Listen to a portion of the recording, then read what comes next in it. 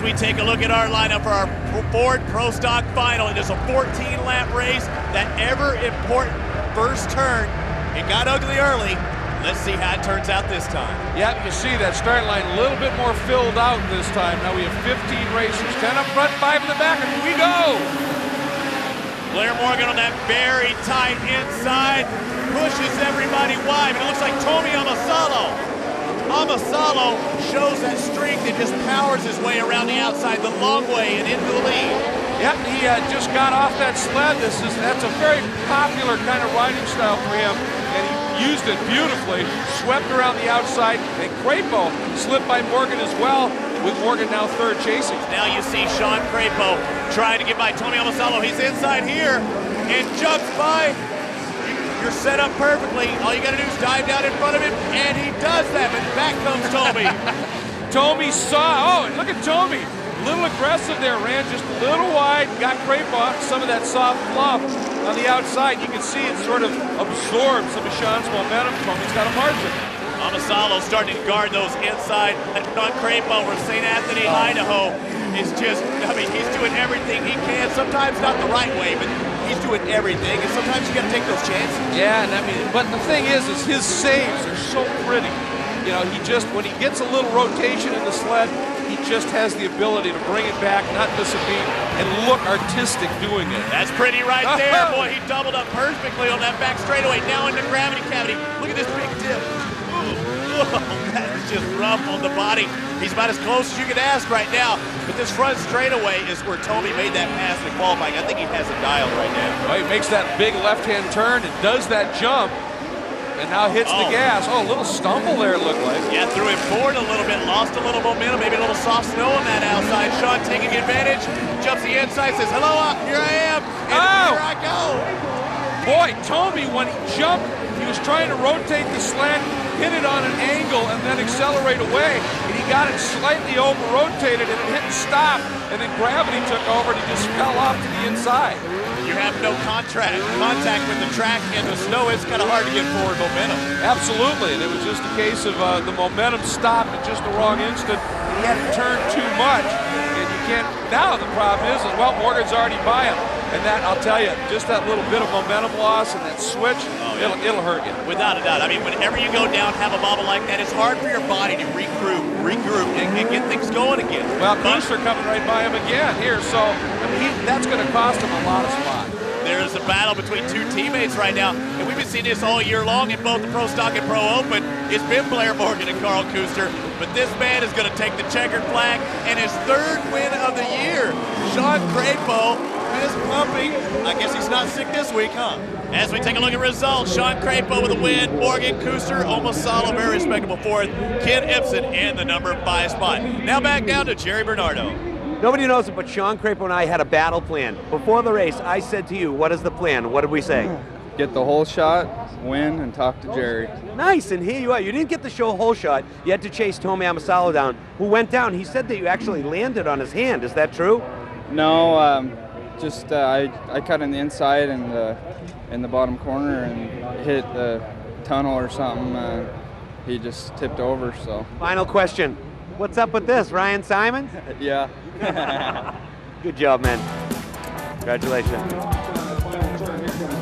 Congratulations to Sean Crapo. He takes the Pro Stock win here. For the Pro Open is coming up next. And the series points leader, Carl Kuster.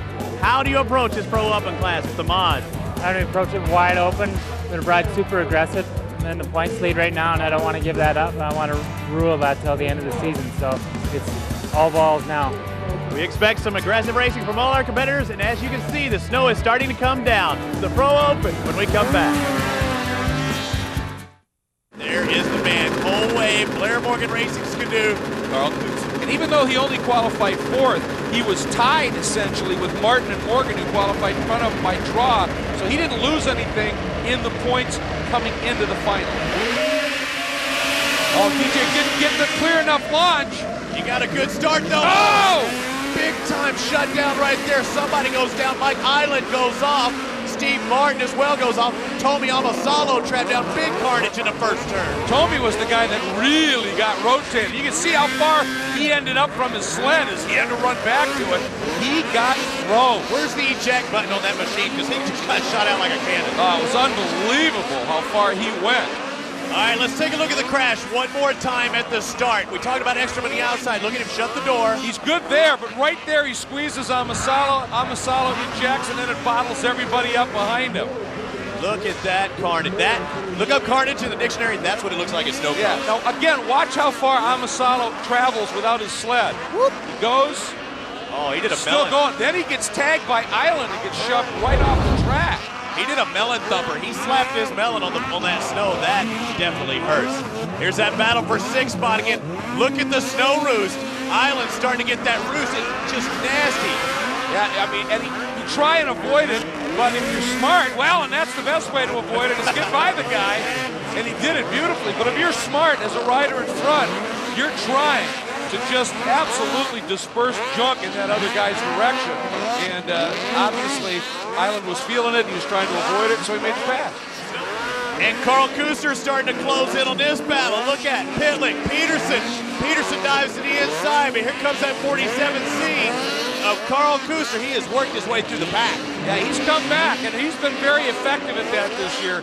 Number of times he's had to scrap through the pack and has had a lot of success, and he's pushing it right here. And this is a good battle. Boy, he went by Pitlick like Brad was standing still, and the guy in front is Peterson. Great to have Kurt back riding with us full time, but Blair Morgan leading Robbie, and as I said, on his mod, when he gets to the front, he's gone. And he's just going to look at the air Island's getting as he's trying to go after Tate. He's trying to get the outside run. Boy, they were ski to ski, and now Island cuts underneath Robbie. Oh, and it gives Tate a little bump, and Tate up in that fluff. And we saw what happened in the pro stock final. Same thing here for Tate. Kills your momentum. And this is now really a 3-sled battle for 3rd. This is a good one. Reimer just out of frame. There he is. Then Ekstrom, and then it is Island. Earl Reimer from Wallsdorf, Ontario in that number 3 position. That 3rd place is starting to heat up, and so is 4th. Ekstrom, Island. Island does just what I said earlier. He actually got a little pop and was able to step over that next hump. And inside, which gave, as you said, the inside line into that right-hander, which sets you up beautifully for the gravity cavity. In fact, he got into and through the cavity so well, he made up ground on Reimer. Watch the inside move. Reimer, squirrely. That was it. Yeah, no doubt, but no. Trying for the block pass. High-sided. You can do that and lean inside, but you can't do that and lean outside. Well, he was going for the block pass, but this is classic physics, and I've talked about it. As we get the white flag, to make the block pass, you've got to be a half sled length in front of the guy you're going after. He was not quite even alongside. You're going to lose that battle. Unfortunate for Reimer, very fortunate for Island and Blair Morgan. Fluidity in motion right there in Snowcross. That wasn't clear enough of goggle, folks. That was a wave.